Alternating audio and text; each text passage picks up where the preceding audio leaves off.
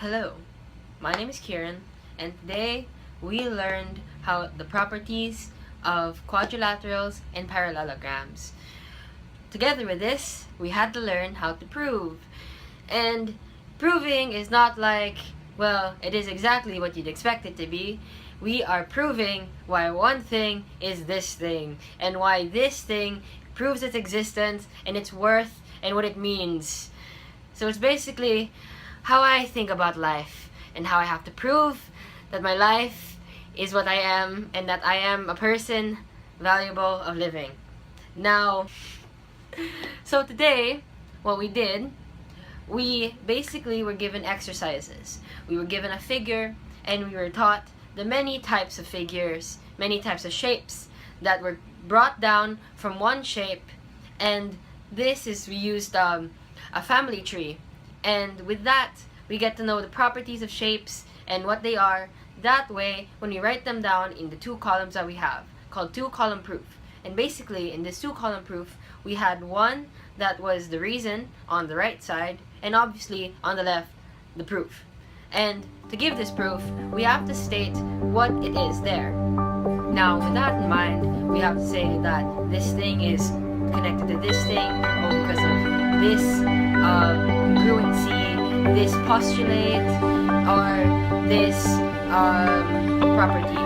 And basically, we're given all these things. Keep this in mind, and we basically apply it. It's not as hard as I thought it'd be, because other subjects, well, in this course, was not as hard. In others, we had to learn formulas. We had to learn why things are, and we had to learn how it could be. For this, it's basically understanding what a thing is and proving that one thing is this. So they're basically saying, this is point A and this is point B. Now you have to find a route so that you can travel from point A to point B. It isn't so hard unless you don't understand what the properties and the congruence is and how it connects to one another. So like the properties are basically just understanding why something is something, and postulates are basically like, to me, how I understand it, it's like understanding how an angle works or how a line works. So it's like saying this is connected with this because of one side, one angle, and one side, and that's SAS postulate, and voila, very easy. And in this line postulate, the fact that there's one point, and then you connect them together, and voila, beautiful, I know. It isn't as hard as I thought it would be. However, I actually think that the difficulty of it came from memorizing. And memorizing to me is my weakest point. It is in fact one thing that I have to spend gradual time on. And unlike understanding is a step-by-step process. But this is like, you have to take it all in and understand it, and not just understand it, know it by heart. And when you know it by heart, you can dictate one thing after the other, and you can just give it like you're telling a story, or you're talking about something casually in an elevator, like, oh, hello, yes, line postulates, I know, I love reflective property, it is my favorite. It's something like that. It isn't necessarily something that would apply in my real life, but then it's somehow a way of saying why one thing is because of this one thing, and it's like helping me say, oh, you are wrong because of this reason, and I am right because this proof proves that I am right because of this reason. So it's something that will help you connect the two things together through analysis. And analysis is like one of the most important things to ever have. Because analysis is like saying, oh, I understand you. Now when I understand you, I can say stuff about you, and this stuff is right. And thus that I am right, I feel happy, and I am like valuable, and I am worthy of information to be spread to one another because I understand something. It can also work for people.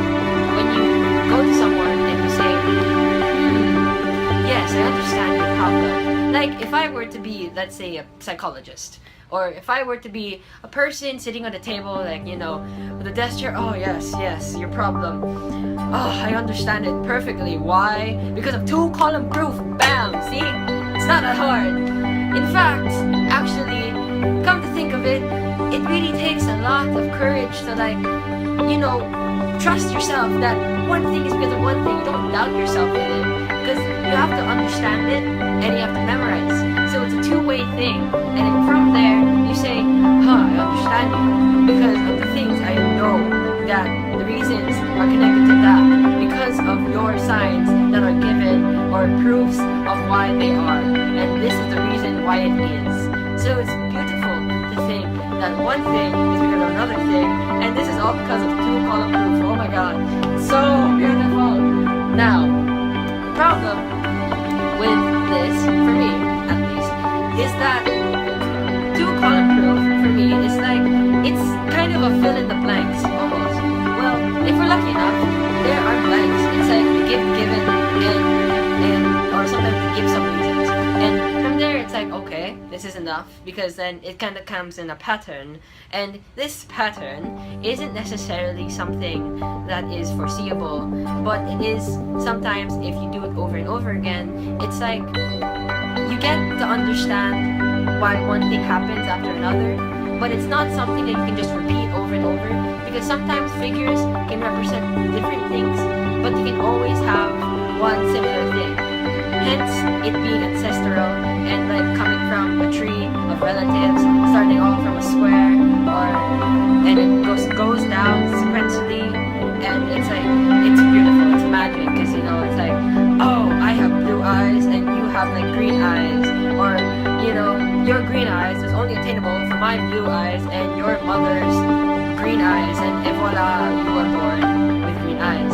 And it's like, oh, you are born because of this person, and this person has this, thus, and I am married to this person, and we had you, so now you came into this world with this person's trait, in my person's trait, or my trait, thus, here you are, and this is you, this is the proof, and this is the reason. It's beautiful.